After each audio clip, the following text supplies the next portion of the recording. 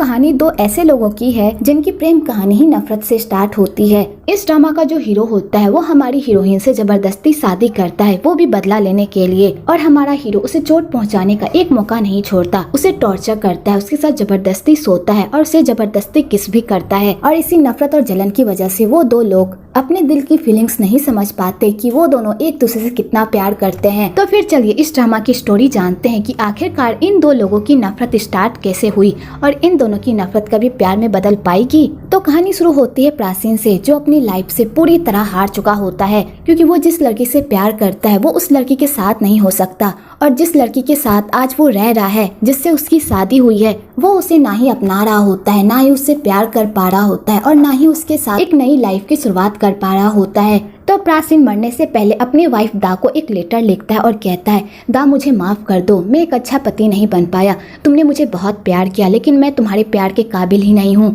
मैंने उसे भूलने की बहुत कोशिश की दा, लेकिन मैं उसे नहीं भूल पाया और मैं तुम्हें भी वो खुशियाँ नहीं दे पाया जिसकी तुम हकदार हो, इसलिए प्लीज मुझे माफ कर दो, मैं इस तरह अपनी लाइफ को नहीं। ये कहकर सुसाइड कर लेता है। इधर जब दा प्राचीन की ऐसी हालत देखती है वो तो पूरी तरह सदमे में चली जाती है। वहाँ पर हमारी हीरोइन रावी की भी एंट्री होती है। तो रावी प्राचीन की ऐसी हालत देखकर खूब रोती है और कहती है, तुम्हें मेरा इंतजार करना चाहिए था, तुमने ऐसा क्यों किया। और रावी ये कहकर खूब रोती है। तो दा को रावी पर बहुत ही गुस्सा आता है, क्योंकि रावी की वजह से ही उसकी सारी खुशियाँ बर्बाद हो गई होती है और दा ने उसी दिन से मन बना लिया होता है, चाहे कुछ भी हो जाए वो रावी को कभी भी खुश रहने नहीं देगी।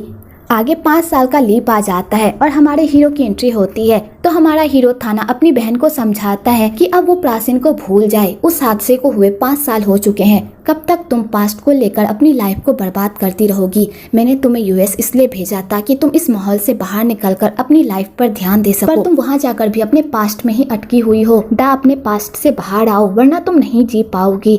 तो दा कहती है, मैं बहुत कोशिश कर रही हूँ पर मैं ये सब नहीं कर पा रही। जब भी मैं अपने पास्ट को भूलने की कोशिश करती हूँ तब मेरा पास्ट और मेरे सामने आ जाता है, और सबसे ज्यादा मुझे गुस्सा उस लड़की पर आता है। उस लड़की की वजह से मेरी सारी खुशियाँ बर्बाद हो गई और मैं उसे कभी भी नहीं छोड़ूंगी। तो दा अपनी बहन को समझा बुझाकर शांत करता है। आगे दा के पापा का बर्थडे होता है और दा के पापा ने अपने बर्थडे पर बहुत ही शानदार पार्टी ऑर्गेनाइज की होती है, और दा के पापा अपने बेटे से भी कहते हैं, तुम्हें भी इस पार्टी में आना होगा। तो थाना कहता है, पापा मैं इस पार्टी में जाकर क्या करूँगा, वहाँ पर जाकर मैं बोर ही हो जाऊंगा। तो उसके पापा कहते हैं, मैं कुछ भी नहीं जानता, तुम्हें आना होगा और मेरी पोती को भी लेकर आना होगा, समझे। तो दा की बहन दालिन कहती है, भाई आपको इस पार्टी में जाना चाहिए, क्या पता आपको यहाँ पर आपकी होने वाली दुल्हनिया मिल जाए, और तवान को उसकी माँ, आपको ये मौका नहीं गंवाना चाहिए। और दालिन अपने भाई को टीज करती है। आगे थाना अपनी बेटी तवान को मार्केट लेकर जाता है, क्योंकि तवान अपने दादा को उनके बर्थडे पर फुल गिफ्ट करना चाहती थी। तो थाना जैसे ही उस स्टोर में जाता है तो वहाँ पर उसकी मुलाकात रावी से होती है,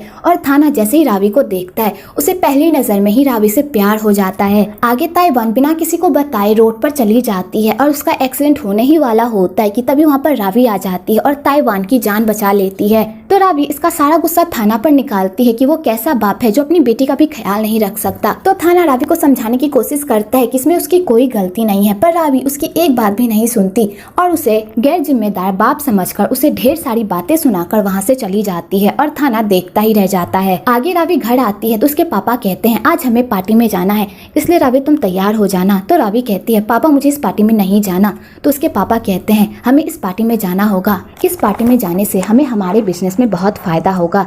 तो रावी कहती है, ठीक है पापा, मैं आपके साथ जाने के लिए तैयार हूँ। तभी उधर से पाकचा आती है और वो रावी के पापा के साथ फ्लर्ट करने लगती है और कहती है, प्रियंक को भी आप अपने साथ लेकर जाइए, उसका भी बिजनेस में आने का मन है, वहाँ जाएगी, वहाँ के तौर तरीके सीखेगी तो उसे भी कुछ सीखने को मिलेगा। तो रावी के पापा कहते हैं, ठीक है। आगे पाकचा पिंक के पास जाती है और कहती है, शाम को तैयार हो जाना, तुम्हें पार्टी में जाना है। तो पिंक कहती है, मम आपको पता है ना मुझे ऐसी बोरिंग पार्टियां नहीं पसंद। तो पाकचा कहती है, बेटी क्या तुम हमारा मकसद भूल गई हो, हमारा इस घर में आने का क्या मकसद था। कि तभी एक पास्ट की स्टोरी दिखाई जाती है। रावी के पापा 2 भाई थे। एक भाई अपने पापा के बिजनेस में उनका हाथ बटाता था और उसने अपनी काबिलियत के दम पर अपनी कंपनी को ऊंचाइयों तक पहुंचाया था। वही दूसरा बेटा जो पाकचा का हस्बैंड था, वो अपने पापा के साथ मिलकर बिजनेस करना नहीं चाहता था, क्योंकि वो अपना बिजनेस अलग करना चाहता था, जिसके लिए वो यूएस गया अपनी पूरी फैमिली को लेकर। वहाँ पर उसने अपना बिजनेस स्टार्ट किया, पर उसका बिजनेस कुछ खास नहीं चला और उसका बिजनेस वहीं पर ठप हो गया और इसी दौरान उसकी मौत भी हो गई। तो तो पाकचा के पति के मरने के बाद पाकचा अपने ससुर के घर आ गई उन पर हक जताने के लिए। लेकिन पहले तो वो उन लोगों के सामने भीगी बिल्ली बनकर रहती थी ताकि उन लोगों को तरस आ जाए और वो लोग उसे रहने की जगह देते। तो रावी की मॉम को पाकजा पर दया आ जाती है और वो उसे अपने घर में रहने की जगह दे देती है और कहती है ये घर जितना हमारा है ये घर उतना तुम्हारा भी है, तुम भी इस घर की बहू हो।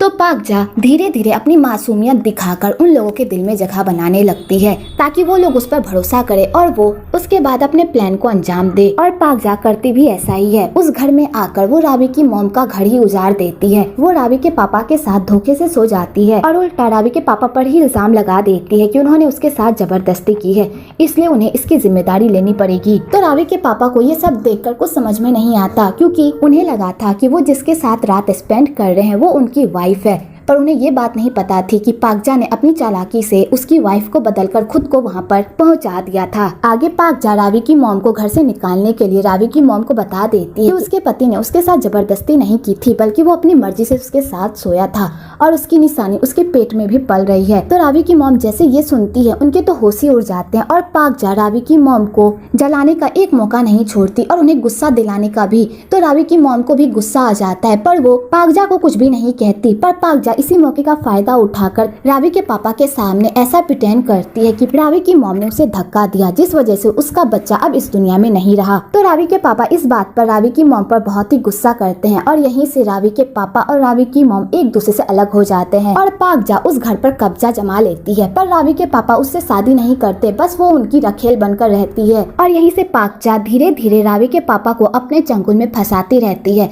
ताकि वो उनके सारे प्रॉपर्टी को हथिया सके और अपने बच्चों को एक अच्छी भविष्य दे सके। पर रावी की मॉम को पाकजा के इस मकसद के बारे में पता होता है, इसलिए वो अपनी बेटी को उसके पापा के घर पर रहने को कहती है ताकि वो पाकजा से अपने पापा को बचा सके। तो रावी को उस घर में रहने में बहुत सारी मुश्किलों का सामना करना पड़ता है। पाकजा हमेशा उसे नीचा दिखाती रहती है, उसकी इंसल्ट करती रहती है, पर रावी भी कुछ कम नहीं होती। वो भी पाकजा को नीचा दिखाने का एक मौका नहीं छोड़ती और उसे मुंह तोड़ जवाब देकर वहाँ से चली जाती है। आगे प्रेजेंट की स्टोरी दिखाई जाती है। तो प्रेम कहती है हाँ मॉम मुझे अपना मकसद याद है लेकिन मुझे रावी से बहुत ही जलन होती है।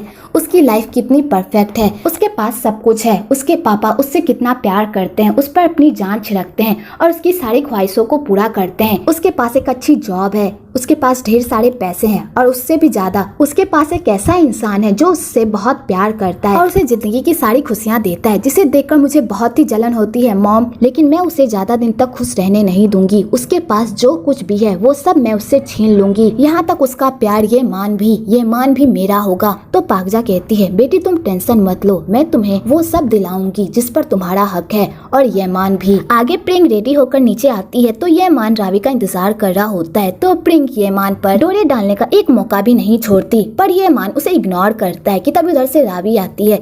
तो ये मान रावी को देखकर बहुत ही खुश होता है और वो दोनों कपल अपने प्यार के फूल बरसाकर वहाँ से चले जाते हैं। तो प्रिंग को उन दोनों को एक साथ देखकर बहुत ही जलन होती है। आगे सब पार्टी में जाते हैं तो थाना के पापा रावी के पापा का अच्छे से वेलकम करते हैं और थाना के पापा को रावी पहली ही नजर में पसंद आ जाती है। तो थाना के पापा रावी के पापा से कहते हैं मुझे तुम्हारी बेटी बहुत पसंद है, तो क्यों ना हम दोनों इस दोस्ती को रिश्तेदारी में बदल दे। तो रावी के पापा कहते हैं ये तो मेरे लिए सौभाग्य की बात है लेकिन मैं ऐसा नहीं कर सकता। रावी का एक बॉयफ्रेंड है और रावी उससे बहुत प्यार करती है, इसलिए प्लीज मुझे माफ कर दीजिए। तो थाना के पापा कहते हैं कोई बात नहीं, तुम माफी क्यों मांग रहे हो, जब बच्चे एक दूसरे के साथ खुश हैं तो हमें क्या प्रॉब्लम हो सकती है। आगे थाना और रावी फिर से एक दूसरे से मिलते हैं तो रावी को यहाँ पर फिर से एक गलत फहमी हो जाती है कि थाना एक प्ले बॉय है, वो अपनी बेटी को अकेला छोड़कर लड़कियों के साथ गुल छर्रे उड़ा रहा है और रावी फिर से थाना को गलत समझकर वहाँ से चली जाती है। इधर प्रिंग येमान को सेड्यूस करने का एक मौका नहीं छोड़ती और उसे जबरदस्ती किस कर लेती है। तो येमान कहता है ये तुम क्या कर रही हो, तुम्हें पता है ना मैं रावी से कितना प्यार करता हूँ, तुम्हें ये सब नहीं करना चाहिए। तो प्रिंग कहती है मुझे भी पता है कि तुम भी ये सब मेरे साथ करना चाहते हो क्योंकि तुम भी मुझे धीरे धीरे पसंद करने लगे हो। तो येमान कहता है तुम्हारा दिमाग खराब तो नहीं हो गया, मैं तुमसे प्यार नहीं करता, मैं रावी से प्यार करता हूँ और आइंदा से मेरे साथ ये सब मत करना। और येमान ये कहकर वहाँ से चला जाता है। तो प्रिंग का सारा प्लान धरा का धरा ही रह जाता है। इधर रावी बाथरूम में होती है तो सारी लड़कियां थाना के बारे में बात करती है कि वो कितना चार्मिंग है, पर अफसोस की बात है कि वो एक सिंगल डैड है और किसी को भी नहीं पता कि उसके बच्चे की माँ कौन है। और वो सारी लड़कियां थाना को लेकर गॉसिप करने लगती है कि तभी वहाँ पर तवान आ जाती है और वो ये सारी बातें सुन लेती है। तो रावी को तवान के लिए बहुत बुरा लगता है और वो कहती है बेटा इन सब बातों पर ध्यान मत दो, वो लोग तो ऐसे ही गॉसिप करते रहते हैं। और रावी तवान को बड़े ही प्यार से समझाती है तो तवान समझ जाती है। आगे रावी इसका कसूरवार भी थाना को ही ठहराती है और वो पार्टी में जाकर उसे खूब बातें सुनाती है और कहती है तुम कैसे बाप हो, अपनी बेटी का ख्याल भी नहीं रख सकते। अगर तुम अपनी बेटी का ख्याल नहीं रख सकते तो तुम उसे यहाँ पर क्यों लेकर आए? तुम्हें पता है तुम्हारी बेटी किस माहौल से गुजर रही है? तो थाना कहता है तुम्हारे कहने का क्या मतलब है? तो रावी उसे कुछ भी नहीं बताती, उल्टा उसे 10 बातें सुनाकर वहाँ से चली जाती है। तो बेचारे थाना को समझ में नहीं आता कि अभी अभी रावी ने उसे किस बात पर इतना सुनाया है। आगे थाना अपनी बेटी को सुलाकर जा रहा होता है तो उसकी बेटी अपनी मॉम के बारे में पूछती है तो थाना के पास कोई जवाब नहीं होता कि उसकी मॉम कहाँ पर है। तो थाना के पास इस बात का कोई जवाब नहीं होता। तो ताइवान अपने पापा को बाथरूम वाली बात बताती है तो थाना को समझ में आता है कि रावी तभी उस पर इतना क्यों भड़क रही थी। तो थाना को धीरे धीरे रावी और पसंद आने लगती है और उसका रावी में और इंटरेस्ट जागने लगता है। अगले दिन थाना के पापा एक प्रोजेक्ट के सिलसिले में रावी की कंपनी के साथ काम करते हैं। तो रावी अपना प्रेजेंटेशन लेकर थाना की कंपनी आती है तो थाना जैसे ही रावी को देखता है तो वो उसे देखता ही रह जाता है। आगे रावी अपने सारे मटेरियल्स के बारे में उन लोगों को बताती है तो थाना कहता है मैं बिना देखे तुम्हारे सारे मटेरियल्स पर कैसे भरोसा कर लूं, पहले मैं इसे देखूंगा उसके बाद ही तुम्हारे साथ काम करूंगा। तो रावी कहती है ठीक है। एक्चुअली थाना ने ये सब कुछ जानबूझकर किया होता है ताकि वो रावी के साथ टाइम स्पेंड कर सके। आगे रावी और थाना दोनों ही मटेरियल्स देखने के लिए जाते हैं तो रावी कहती है अब तुम्हें तसल्ली हो गई कि हमारे मटेरियल्स में कोई भी कमी नहीं है? तो थाना कहता है हाँ मुझे यकीन हो गया। और रावी ये कहकर वहाँ से जा ही रही होती है कि तभी उसके साथ एक हादसा होने वाला होता है, लेकिन सही टाइम पर थाना आकर उसे बचा लेता है, जिस चक्कर में वो दोनों ही घायल हो जाते हैं। आगे वो दोनों हॉस्पिटल जाते हैं तो थाना अपना ट्रीटमेंट करवाकर रावी के पास जाता है तो थाना उन लोगों से अपने किए की माफी मांगता है तो वो लोग उसे माफ कर देते हैं। इधर थाना के पापा को जब थाना की इस करतूत के बारे में पता चलता है तो वो अपने बेटे पर खूब गुस्सा करते हैं और कहते हैं तुम्हारी वजह से रावी की ऐसी हालत है तो तुम्हें ही इसकी जिम्मेदारी लेनी होगी। तुम हर रोज रावी के पास जाओगे और उसका ख्याल रखोगे, समझे? तो थाना कहता है ठीक है पापा। एक्चुअली ये सब थाना के पापा का ही प्लान होता है क्योंकि वो चाहते हैं कि रावी और थाना एक दूसरे को ज्यादा जाने पहचाने और उन दोनों की शादी हो जाए। अगले दिन थाना खुशी खुशी रावी से मिलने के लिए जाता है तो थाना जैसे ही वहाँ जाता है तो वहाँ पर रावी का बॉयफ्रेंड पहले से ही मौजूद रहता है। तो ये मान थाना पर ही भड़कने लगता है कि उसकी वजह से आज उसकी गर्लफ्रेंड की ऐसी हालत है। तो रावी ये मान को शांत करवाती है और कहती है ये बस एक्सीडेंट था, इसमें थाना की कोई गलती नहीं है। तो थाना रावी से माफी मांगता है कि उसकी वजह से ही आज उसकी ऐसी हालत है। तो रावी कहती है इसमें तुम्हारी कोई गलती नहीं है, इसलिए खुद को ब्लेम करना बंद करो। तो थाना रावी से माफी मांगकर वहाँ से चला जाता है कि तभी उधर से यमान आता है और थाना को कहता है मुझे तुम्हारी नियत के बारे में पता है, तुम जानबूझकर रावी के करीब जाना चाहते हो ना ताकि तुम उसे पटा सको, लेकिन याद रखना मैं उसका बॉयफ्रेंड हूँ और मैं किसी भी कीमत पर रावी का तुम्हारा होने नहीं दूंगा, इसलिए रावी से मिलना बंद करो। तो थाना कहता है अगर ऐसी बात है तो तुम खुद रावी को रोक लो ना, वैसे भी रावी मेरी कंपनी में मेरे साथ काम करने वाली है, अगर तुम सच में उसे मुझसे दूर रखना चाहते हो तो जाओ उसे कहो कि वो मेरे साथ मेरी कंपनी में काम ना। और थाना ये मान को मुंह तोड़ जवाब देकर वहाँ से चला जाता है और ये मान देखता ही रह जाता है। उसी प्रिंग पूरी तरह परेशान रहती है क्योंकि उसका एक भी जादू ये मान पर नहीं चल रहा होता है। तो पाकचा कहती है तुम्हें पता है ना मैंने तुम्हारे अंकल को किस तरह पटाया था, तो बस तुम अपनी माँ पर भरोसा रखो, ये मान को किसी भी कीमत पर तुम्हारा होना ही होगा, बस तुम मेरे प्लान को फॉलो करो। तो प्रिंग कहती है थैंक यू मॉम। आगे प्रिंग अपनी चालाकी से ये मान को मिलने के लिए बुलाती है क्योंकि ये मान ने पार्टी में उसका ड्रेस खराब कर दिया था, जिस वजह से प्रिंग उसे मार्केट लेकर जाती है ताकि वो उसके साथ टाइम स्पेंड कर सके। तो ये मान उसे घुमाता फिराता है पर उसका सारा ध्यान रावी पर रहता है क्योंकि आज रावी को डिस्चार्ज मिलने वाला होता है और उसने रावी से प्रॉमिस किया होता है कि आज वो उसे लेने के लिए जाएगा। तो प्रिंग ये मान को रावी से मिलने से रोकने के लिए अपने पैरों में चोट लगने का बहाना बनाती है, जिस वजह से यह मान रावी को लेने के लिए नहीं जा पाता। तो थाना को मौका मिल जाता है रावी को घर छोड़ने का और वो कहता है चलो मैं तुम्हें घर छोड़ देता हूँ। तो रावी कहती है मैं खुद भी जा सकता। तो थाना कहता है तुम्हारी ऐसी हालत नहीं है कि तुम अकेले जा सको, तुम्हें मेरी हेल्प लेनी ही होगी। तो रावी को मजबूरन थाना की हेल्प लेनी पड़ती है और थाना उसे घर छोड़ता है और थाना उसे घर छोड़कर वहाँ से चला जाता है कि तभी उधर से ये मान प्रिंग के साथ आता है। तो रावी उन दोनों को एक साथ देखकर तो पूरी तरह शॉक्ड हो जाती है। आगे ये मान राबिन को पूरी बात बताता है और कहता है तुम्हें मुझ पर भरोसा है ना, मैं तुमसे बहुत प्यार करता हूँ और मैं तुम्हें कभी भी धोखा नहीं दूंगा। तो रावी कहती है मैं तुमसे प्यार करती हूँ, तुम पर भरोसा करती हूँ, इसलिए मैं तुम्हें कुछ भी नहीं कह रही, लेकिन मुझे उस प्रिंग पर भरोसा नहीं है। और रही तुम्हारे और प्रिंग के मामले वाली बात तो वो तुम मुझ पर छोड़ दो, मैं इस बारे में प्रिंग से डील कर लूंगी। आगे रावी प्रिंग के पास जाती और कहती है मुझे तुम्हारी करतूतों के बारे में सब पता है, मुझे पता है तुमने जानबूझकर ये मान को अपने साथ मॉल लेकर गई ताकि तुम उसे मुझसे छीन सको। येमान ने तुम्हारा ड्रेस खराब किया था ना, तो जाओ तुम मेरे वार्डरोब से कोई भी ड्रेस चूज कर लो, मैं तुम्हें खुशी खुशी दे दूंगी। और याद रखना, मैं बस तुम्हें अपने कपड़े को चूज करने की परमिशन दे रही हूँ, अपनी लाइफ में दखल देने की नहीं। तो प्रिंग कहती है वो तो वक्त बताएगा कि तुम्हारे पास क्या रहता है और क्या नहीं।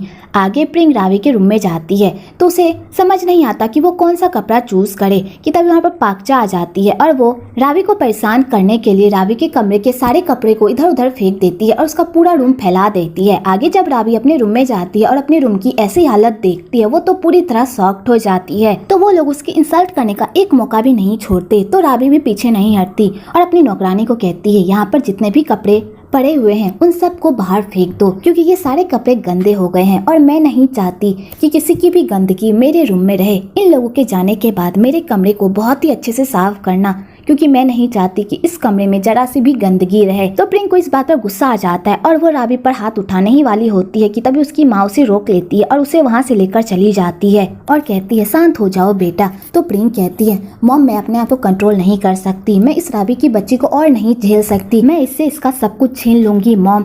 तो पक्चा कहती है बेटा थोड़ी देर और बर्दाश्त कर लो, रावी का जो भी है वो सब तुम्हारा होगा, बस तुम अपनी मॉम पर भरोसा रखो। इधर थाना के पापा थाना को कहते हैं क्या तुम्हारे नजर में कोई लड़की है जिसे तुम पसंद करते हो? तो थाना कहता है नहीं। तो थाना के पापा कहते हैं अगर तुम्हारी नजर में कोई लड़की नहीं है पर मेरी नजर में एक लड़की जो हमारे घर की बहू और तुम्हारी बीवी बनने के लायक है। तो थाना कहता है कौन? तो थाना के पापा कहते हैं रावी। तो थाना कहता है लेकिन उसका बॉयफ्रेंड है पापा, हम दोनों के बीच ऐसा वैसा कुछ भी नहीं हो सकता। तो थाना के पापा कहते हैं दुनिया में बहुत लोग एक दूसरे को डेट करते हैं, इसका मतलब ये नहीं कि उन दोनों का रिश्ता शादी पर आकर खत्म हो जाता है। इसी तरह उन दोनों का भी रिश्ता है, मुझे नहीं लगता कि उन दोनों की कभी भी शादी हो पाएगी, इसलिए तुम रावी को पटाने की कोशिश करो। तो थाना ये सुनकर बहुत ही खुश होता है। इधर येमान के पापा येमान को कहते हैं तुम दोनों बहुत साल से एक दूसरे को डेट कर रहे हो, इसलिए अब तुम दोनों को शादी कर लेनी चाहिए और शादी के बाद मैं अपना बिजनेस उन लोगों के साथ मर्ज कर लूंगा और अपने बिजनेस को एक नए मुकाम पर लेकर जाऊंगा और वो लोग इस बात से इनकार भी नहीं कर पाएंगे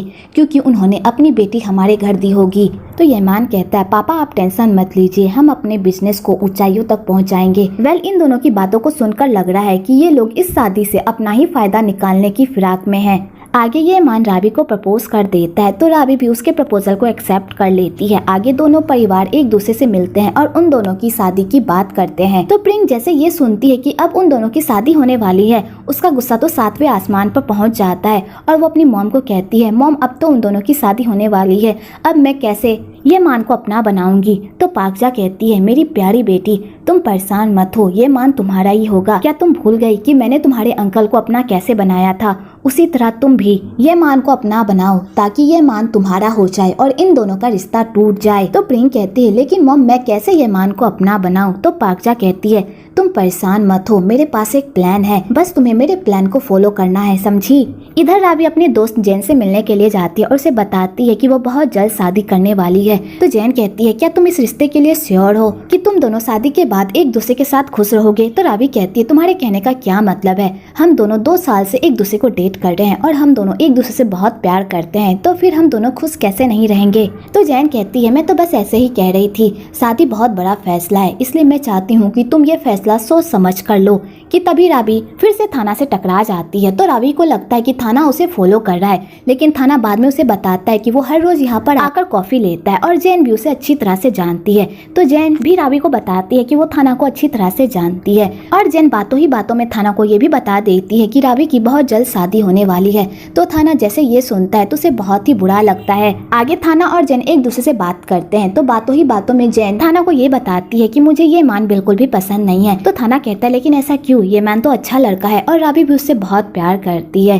तो जैन कहती है इसमें कोई शक नहीं है कि वो दोनों एक दूसरे से बहुत प्यार करते हैं, लेकिन फिर भी ये मान को देखकर मुझे हमेशा डाउट होता है क्योंकि वो अपने आप को जैसा दिखाता है वैसा वो नहीं है। तो थाना को भी ये बात थोड़ी अजीब लगती है। आगे रावी अपनी मॉम से मिलती है और उसे अपने और येमान के रिश्ते के बारे में बताती है। तो रावी की मॉम कहती है मैं बहुत ही खुश हूँ कि तुम ये मान के साथ शादी कर रही हो। ये मान बहुत ही अच्छा लड़का है, वो हमेशा तुम्हें खुश रखेगा। इधर पाक जा प्रिंग और ये मान की शादी करवाने की पूरी प्लानिंग बना लेती है और वो पूरे घर को खाली करवा देती है और रावी के पापा के साथ डिनर पर जाने का प्लान बनाती है। तो रावी के पापा कहते हैं प्रिंग को भी अपने साथ लेकर चलो ना। तो पाक जा कहती है प्रिंग की तबीयत खराब है, वो हमारे साथ नहीं चल सकती, उसे घर में ही रहने दो, हम दोनों चलते हैं। आगे वो दोनों डिनर करने के लिए चले जाते हैं और पाक जा इसी मौके का फायदा उठाकर ये मान को कॉल कर देती है और उसे कहती है प्रिंग की हालत बहुत ही खराब है, मैं खुद घर चली जाती बेटा, लेकिन मैं और रावी के पापा किसी काम से बाहर आए हैं जिस वजह से हम घर जल्दी नहीं जा सकते और ऊपर से प्रिंग फोन भी नहीं उठा रही। मुझे प्रिंग की बहुत ही फिक्र हो रही है, प्लीज बेटा घर जाकर मेरी बेटी को देखो, वैसे भी हम दोनों तो रिश्तेदार बनने ही वाले हैं। तो ये मान पाकजा के कहने पर घर जाता है तो वो प्रिंग को ऐसी हालत में देखकर पूरी तरह हैरान होता है। तो वो उसे उठाकर बेड पर लेटाता है, उसकी केयर करता है और उसके बाद जाने लगता है। तो प्रिंग इसी मौके का फायदा उठाकर ये मान को अपने करीब कर लेती है और उसके साथ जबरदस्ती करने लगती है। तो ये मान अपने आप को छुड़ाकर वहाँ से जाने लगता है। तो प्रिंग कहती है मुझे भी पता है तुम मुझे पसंद करते हो, तो फिर ये सब नानुकुरी क्यों कर रहे हो? अगर हम दोनों ने एक साथ कुछ कर भी लिया तो भी इस बारे में किसी को भी पता नहीं चलेगा और वैसे भी घर में भी कोई नहीं है, तो हम लोग इस मौके का फायदा उठा सकते हैं। तो ये मान जैसे ये सुनता है उसका भी मन डोल जाता है और वो प्रिंग के साथ रात गुजार लेता है। अगर आपको रोमांस देखना पसंद है तो आपको यहाँ पर भरपूर रोमांस देखने को मिलेगा।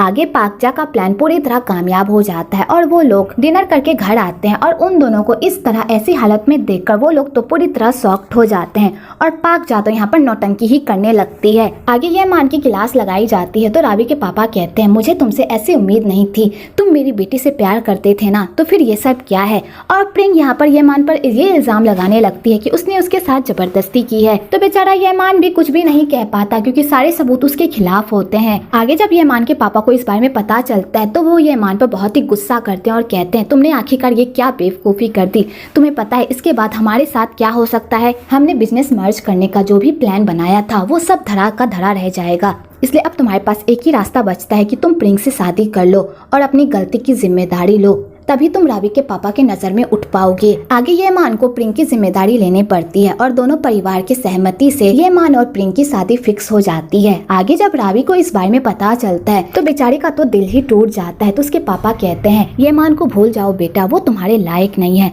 जो अपने हवस पर अभी काबू नहीं कर सकता तो वो लाइफ टाइम तुम्हारा साथ क्या निभाएगा? इससे अच्छा है कि तुम अभी ही उसका साथ छोड़ दो, वो तुम्हारे प्यार के लायक नहीं है बेटा। तो रावी अपने पापा की बात मान लेती है और बेचारी खूब रोती है। दूसरी तरफ प्रिंग और पाकजा रावी के सामने ही शादी की तैयारियां करते हैं और उसे जलाने का एक मौका भी नहीं छोड़ते। तो रावी भी प्रिंग को मुंह तोड़ जवाब देती है और कहती है तुम्हें तो मेरी जूठन खाने की आदत हो गई है, इसलिए तो तुम मेरे छोड़े हुए बॉयफ्रेंड को अपना पति बना रही हो। तो प्रिंग को ये बात सुनकर बहुत ही गुस्सा आता है और रावी उसे मुंह तोड़ जवाब देकर वहाँ से चली जाती है। रावी अपनी दोस्त जैन के पास जाती है और उसे पूरी बात बताती है। तो जैन कहती है मुझे पहले से ही वो लड़का बिल्कुल भी पसंद नहीं था और मैं हमेशा तुमसे कहती थी कि उसमें कोई ना कोई प्रॉब्लम जरूर है, लेकिन तुम मेरी बात ही नहीं सुनती थी। अच्छा हुआ शादी से पहले ही तुम्हारे सामने उसकी सच्चाई आ गई, अब तुम उसे भूल जाओ। तो रावी कहती है मैं उसे भूलना चाहती हूँ, लेकिन वो लोग मेरे सामने शादी की तैयारियां कर रहे हैं जिसे देखकर मेरा जख्म ताजा हो जाता है। तो जैन कहती है तो क्यों ना तुम कुछ दिनों के लिए बाहर घूमने के लिए चली जाओ ताकि तुम्हारा मन भी बहल जाए।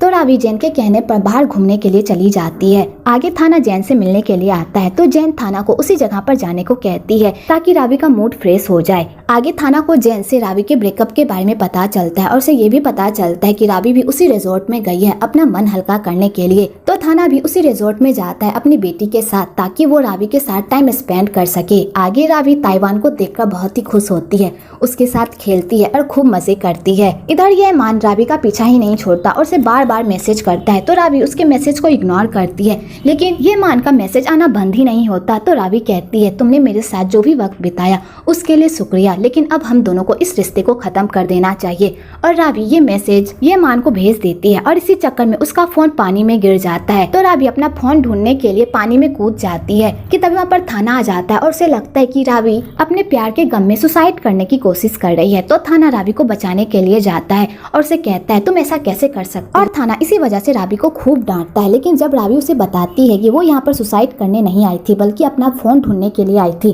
तो थाना ये सुनकर पूरी तरह शॉक्ड हो जाता है। आगे थाना रावी को उसके घर छोड़ता है, तो रावी उसे अपने घर के अंदर बुलाती है ताकि वो अपने कपड़े सुखा सके और वो उसका फोन यूज कर सके। आगे थाना रावी का मूड ठीक करने के लिए उसे अपने घर खाने पर बुलाता है, तो रावी उसके घर जाती है और वहाँ पर सब साथ में खूब एंजॉय करते हैं। आगे थाना रावी को समझाता है कि वो अपनी पुरानी याद से उभरने की कोशिश करे, क्योंकि जब तक तुम अपने पास्ट को पीछे नहीं छोड़ोगी तब तक तुम प्रेजेंट में आगे नहीं बढ़ पाओगी। आगे इधर प्रिंग येमान के घर में शिफ्ट हो जाती है शादी से पहले, ताकि वो येमान के साथ गुलछर्रे उड़ा सके और अपने प्यार के फूल खिला सके, पर येमान उसे भाव ही नहीं देता, उल्टा उसके साथ बदतमीजी से बात करता है। तो प्रिंग को बहुत ही गुस्सा आ जाता है और वो गुस्से से अपनी मॉम के पास जाती है येमान की शिकायत करने के लिए। तो उसकी मॉम कहती है तुम्हें येमान को थोड़ा टाइम देना चाहिए, इतनी जल्दी तुम उसे अपना नहीं बना सकती, बस तुम्हें सब्र रखना होगा। प्राचीन की डेथ एनिवर्सरी होती है, तो रावी प्राचीन के कब्र पर जाती है उसके मिलने के लिए और प्राचीन को याद करके बहुत ही इमोशनल होती है कि तभी एक पास्ट की स्टोरी दिखाई जाती है जहाँ पर जैन, रावीन और प्राचीन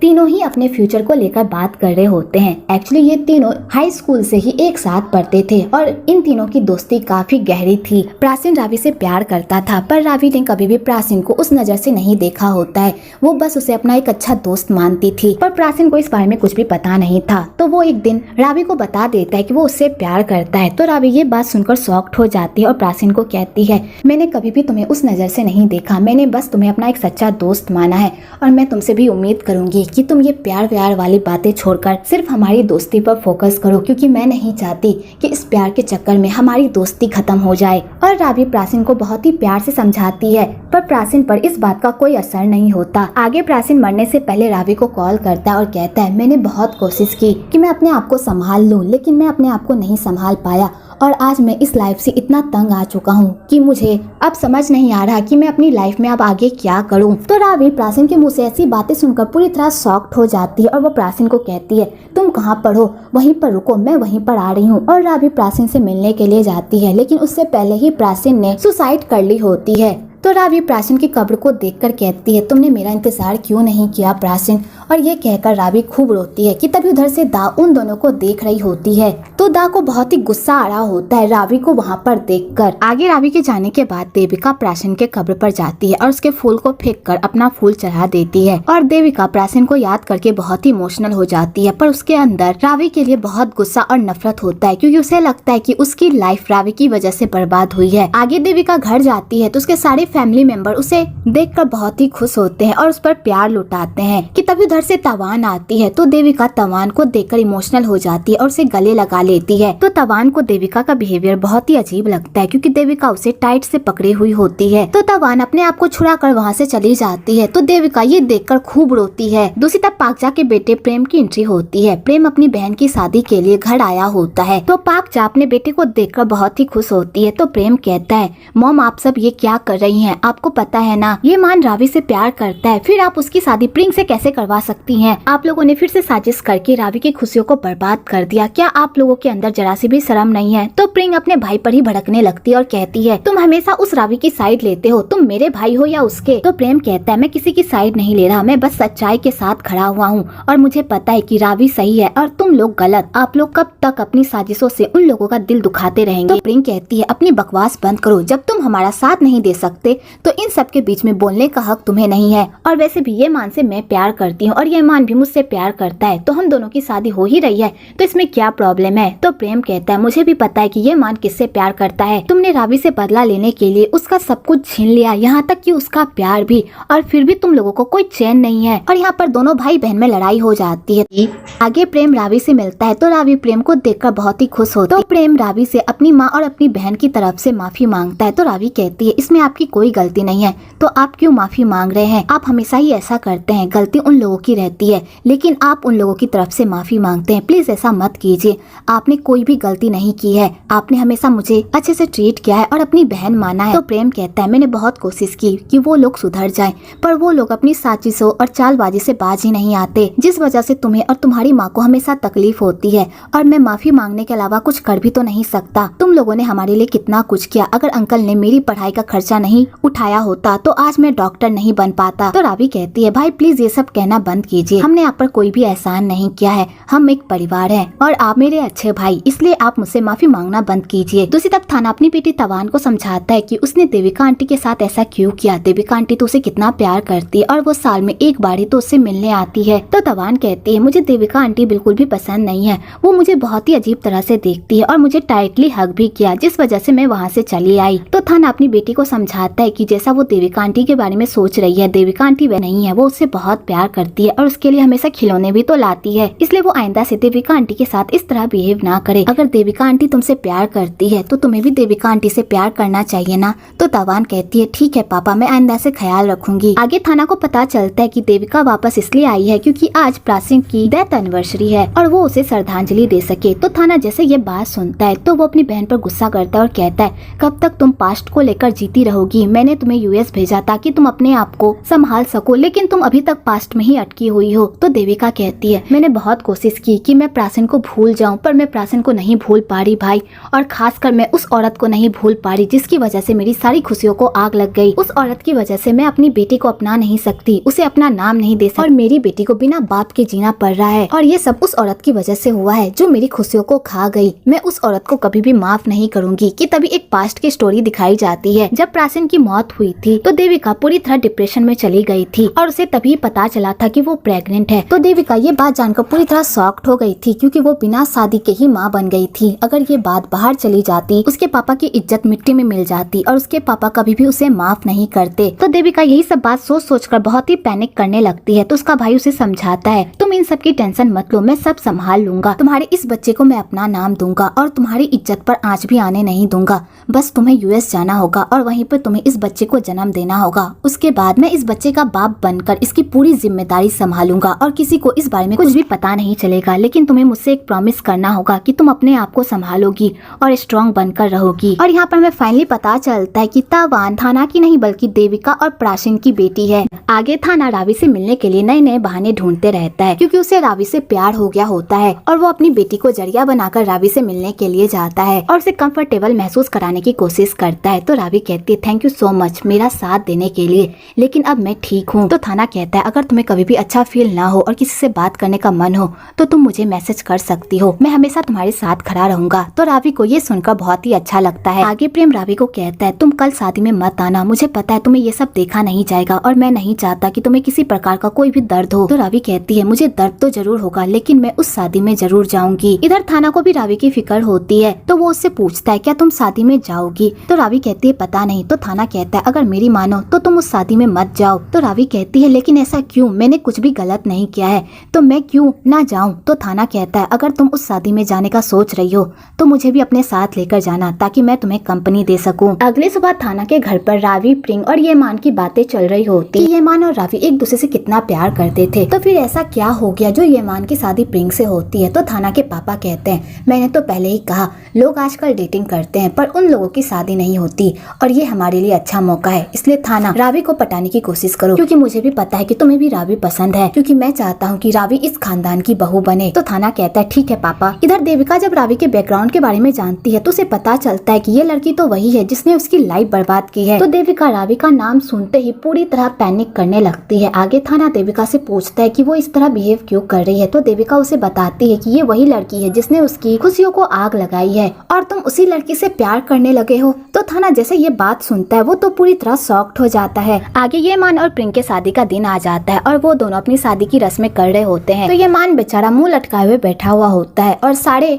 लोग उसे बधाइयाँ देते हैं और आशीर्वाद देते हैं कि तभी वहाँ पर रावी की एंट्री होती है। तो प्रिंग जैसे ही रावी को देखती है वो तो गुस्से से पागल ही हो जाती है। आगे रावी उन दोनों को आशीर्वाद देने के लिए जाती है और रावी येमान को कहती है मैं तुम्हारी खुशियों की कामना करूंगी, और वो प्रिंग को भी कहती है तुम्हें क्या लगता है तुम मेरी खुशियों को छीन कर खुश रह पाओगी, जो मेरा है मैं उसे वापस लेकर रहूंगी। और रावी ये कहकर वहाँ से चली जाती। तो प्रिंग को भी गुस्सा आ जाता है और वो अपनी सारी रस्मों को छोड़कर रावी के पीछे जाती है और उस पर भड़कने लगती है, लेकिन तभी वहाँ पर पाकजा आ जाती है और मामले को संभाल लेती है। इधर थाना भी अपनी दोनों बहन के साथ उस शादी में आता है। तो देविका का सामना रावी से हो जाता है। तो देविका जैसे ही रावी को देखती है वो तो फिर से पैनिक करने लगती है। तो उसका भाई उसे संभालता है। तो देविका अपने भाई को कहती है यही वो लड़की है जिसने मेरी पूरी लाइफ बर्बाद कर दी। इधर दालिन के हीरो की एंट्री होती है।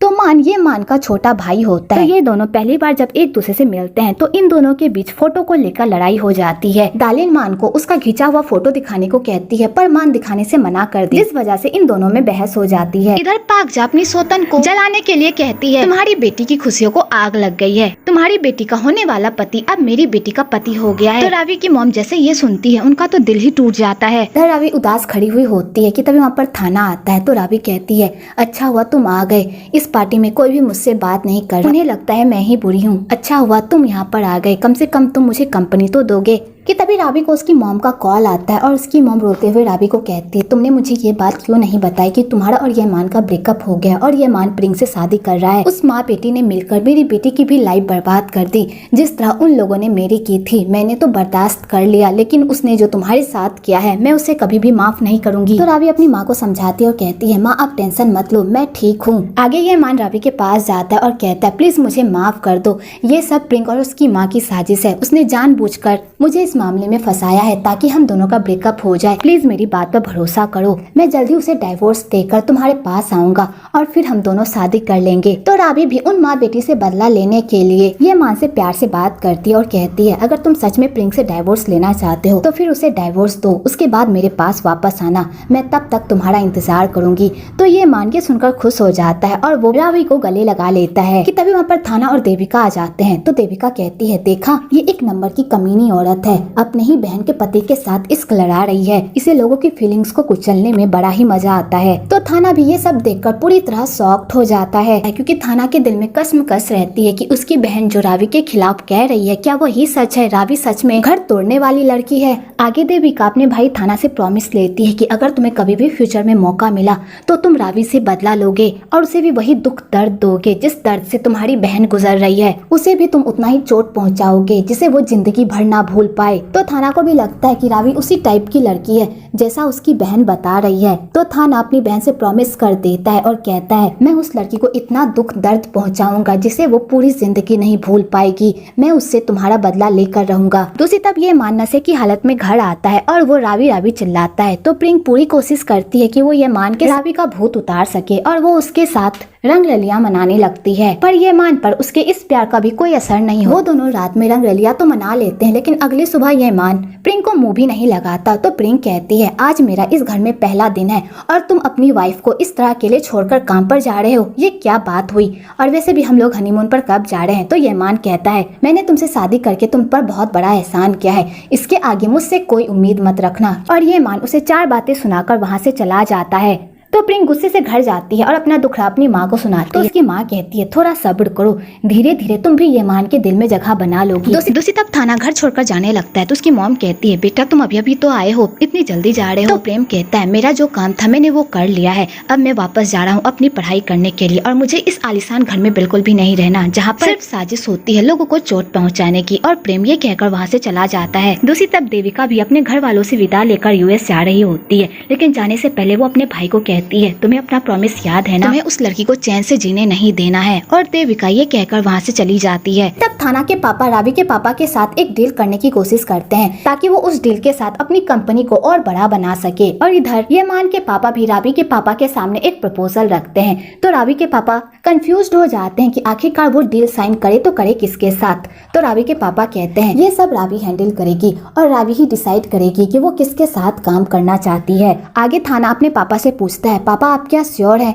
कि रावी के पापा हमारे साथ ही कॉन्ट्रैक्ट साइन करेंगे। तो थाना के पापा कहते हैं, मैंने रावी के पापा के सामने ऐसा ऑफर रखा है, वो मना कर ही नहीं सकते। आगे वो लोग उन लोगों के साथ काम करने के लिए तैयार हो जाते हैं और वो लोग एक मीटिंग बिठाते हैं जहाँ पर वो लोग अपने प्रोजेक्ट को लेकर डिस्कस करते हैं। तो यहाँ पर थाना रावी की तरफ जरा सा भी नहीं देखता, बस वो अपने काम पर ही फोकस करता है। तो रावी को ये सब बहुत ही अजीब लगता है और उसे बुरा भी लगता है कि थाना उससे बात ही नहीं कर रहा, बस बिजनेस की ही बात कर रहा है। आगे वो लोग इसी प्रोजेक्ट के सिलसिले में बाहर जा रहे होते हैं जमीन देखने के लिए। तो थाना रावी को कॉल करता है और कहता है, मैं तुम्हारे घर आ रहा हूँ तुम्हें पिकअप करने के लिए, वैसे भी हम दोनों को एक ही जगह जाना है तो क्यों ना हम दोनों साथ में चले।